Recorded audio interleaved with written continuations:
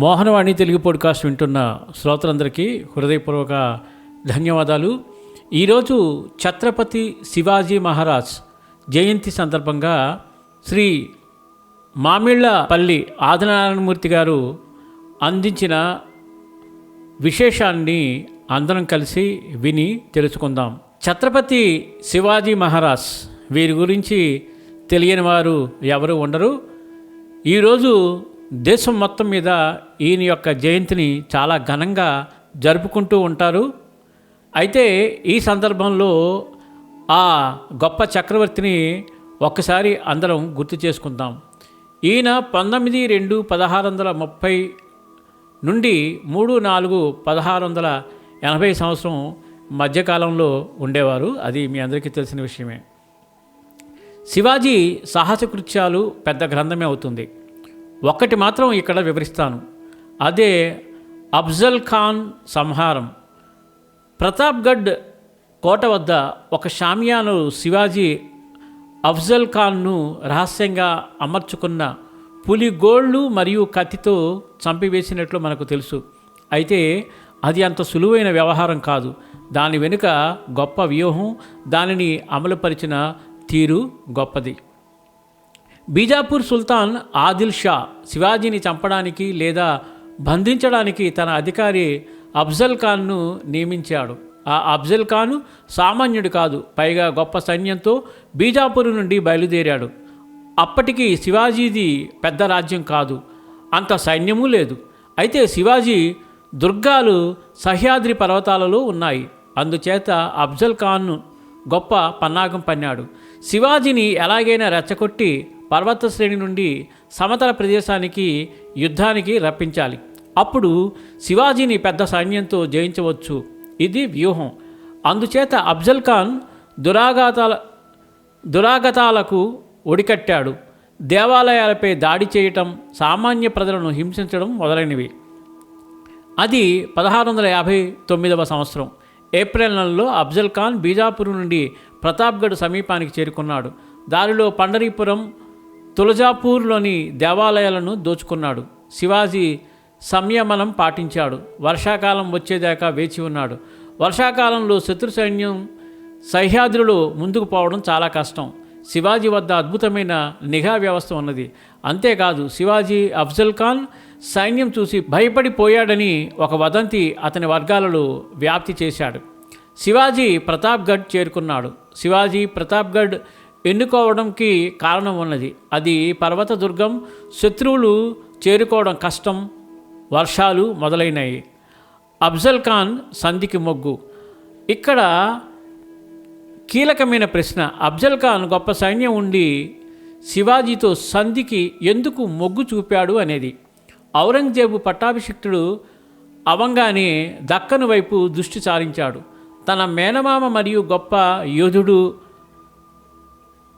పేస్టా ఖాన్ అంటే మీర్జా ఆబూ తాలిబ్ సైన్యంతో దక్కను వైపు వస్తున్న సమాచారం. అఫ్జల్ ఖాన్ కానీ శివాజీ కానీ ఔరంగజేబుతో చేతులు కలిపినట్లయితే రెండో వారికి ఇబ్బంది. శివాజీ కొండదుర్గం విడిచి మైదానానికి వచ్చే సూచన లేదు. అందుచేత శివాజీని సంధికని పిలవడం జరిగింది. సంధికి పిలవడం, వచ్చిన వ్యక్తిని హతమార్చడం అఫ్జల్ ఖాన్కు కొత్త కాదు. ఈ విషయం శివాజీకి తెలుసు. అందుచేత ముందుగా గొప్ప వ్యూహం రచించాడు. సంప్రదింపులకు తగిన స్థలం శివాజీ నిర్ణయించి అక్కడ షామియానా ఏర్పాటు చేశారు. అఫ్జల్ ఖాన్ మనుషులు వచ్చి స్థలాన్ని, షామియాను క్షుణ్ణంగా 2 రోజుల ముందే పరిశీలించి ఏమీ ఇబ్బంది లేదని నిశ్చయించుకున్నారు. అయితే ఈ షామియానా కొండ దిగువన ఉన్నది. షామియానాలో ఏమి జరుగుతున్నది కొండ మీద నుండి శివాజీ మనుషులు రహస్యంగా గమనిస్తూ ఉంటారు. కానీ షామియానా నుండి ఆవల ఉన్న శివాజీ సైన్యం అగుపించరు. శివాజీ తగు సైన్యాన్ని చాటుగా సిద్ధంగా ఉంచాడు. అందులో కేవలం కాల్బలం ఉంటుంది, అశ్వక దళం ఉండదు. గుర్రాలు చప్పుడు చేసే అవకాశం ఉన్నది. తమ సైన్యం ఉనికి తెలిసిపోతుంది. సమీపంలోని మహాబలేశ్వర్ వద్ద గొప్ప సైనిక బలంతో శివాజీ నమ్మిన బంటు నానా పాల్కర్ సిద్ధంగా ఉన్నాడు. మిగిలిన సైన్యం వారి వారి స్థానాల్లో సిద్ధంగా ఉన్నారు. 10/11/1659 తేదీ రానే వచ్చింది. అఫ్జల్ ఖాన్ షామియానా వద్దకు వచ్చాడు. శివాజీ కూడా చేరుకున్నాడు. అఫ్జల్ ఖాన్ అంగరక్షకుడు సయ్యద్ బందా మరియు శివాజీ అంగరక్షకుడు జీవా మహాలా ఉన్నారు. వీరు కాక కృష్ణాజీ భాస్కర్, అఫ్జల్ ఖాన్ రాయబారి, పంత్ జీ గోపీనాథ్ శివాజీ తరపు రాయబారి వీరు కూడా ఉన్నారు. రెప్పపాటులో జరిగిపోయింది. అఫ్జల్ ఖాన్ దుష్టపన్నాగం గమనించిన శివాజీ తన గోళ్లతో కత్తితో అఫ్జల్ ఖాన్ను తీవ్రంగా గాయపరిచాడు. శివాజీ అంగరక్షకుడు జీవా అఫ్జల్ ఖాన్ అంగరక్షకుడిని చంపివేశాడు. గాయపడి బయటకు వచ్చిన అఫ్జల్ ఖాన్ తలను శివాజీ రక్షక భటుడు నరికివేశాడు. కొండపై నుండి తుపాకీ ధ్వనులు శివాజీ విజయ సంకేతం. సైన్యానికి ముందుకు ఉరకమని సందేశం. మెరుపు వేగంతో శివాజీ సైన్యం ముందుకు ఉరికింది. 3000 మంది అఫ్జల్ ఖాన్ సైన్యం మరణించింది. మరో 3000 మంది గాయపడ్డారు. అపారమైన ధనం, ఆయుధ సామాగ్రి వదిలి మిగిలిన వారు పలాయనం చిత్తగించారు. యుద్ధం చాలా ఉన్నది. చాలా క్లుప్తంగా వివరించడం జరిగింది. శివాజీ రచించిన సైనిక వ్యూహం చాలా పెద్ది. సంధికి వెళ్లే ముందు శివాజీ భార్య సాయిభాయి మరణించింది. పరిస్థితి క్లిష్టమైనది. శివాజీ చెలించక ముందు అడుగు వేశాడు. దక్కనులో శివాజీ గొప్ప శక్తిగా ఎదగడానికి ఈ యుద్ధం దోహదపడింది. భారత్లో సువిశాల మరాఠా సామ్రాజ్య స్థాపనకు నాంది ఇది. శివాజీ పరిపాలనా వ్యవస్థ చాలా పటిష్టంగా ఉండేది. అన్ని మతాలను గౌరవించేవాడు. స్త్రీలు శత్రుపక్షంకు చెందిన వారైనా గౌరవంగా చూసేవాడు.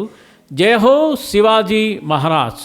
ఈ శుభ సందర్భంలో అందరం కూడా ఆ శివాజీ మహారాజ్ యొక్క గొప్పతనాన్ని తెలుసుకున్నారు కదా. వీలైనంత మందికి షేర్ చేసి మన శివాజీ మహారాజ్ యొక్క గొప్పతనాన్ని అందరికీ తెలియచేయండి. మరొకసారి జయహో శివాజీ మహారాజ్. సర్వేజన సుఖినో భవంతు, లోకా సమస్త సుఖినో భవంతు. ధన్యవాదాలు. స్వస్తి. మోహనవాణి తెలుగు పాడ్కాస్ట్ సమర్పించు ఉపాధ్యాయుల వచన భగవద్గీత ప్రతి గురువారం మరియు శనివారం సాయంత్రం 7 గంటలకు మీ మోహనవాణి తెలుగు పాడ్కాస్ట్ ఛానల్లో వినండి, వినిపించండి, వింటూనే ఉండండి. ఉపాధ్యాయుల వచన భగవద్గీత మీకోసం. ఇంతవరకు మన ఛానల్కి ఎవరైనా సబ్స్క్రైబ్ చేసుకోకపోతే ఇప్పుడే ఈ క్షణమే సబ్స్క్రైబ్ చేసుకుని ఆ పక్క నుండి బెల్ బటన్ మ్రోగించి మమ్మల్ని ప్రోత్సహిస్తారని మనస్ఫూర్తిగా కోరుకుంటూ సర్వేజన సుఖినో భవంతు, లోకా సమస్త సుఖినో భవంతు. ధన్యవాదాలు. స్వస్తి.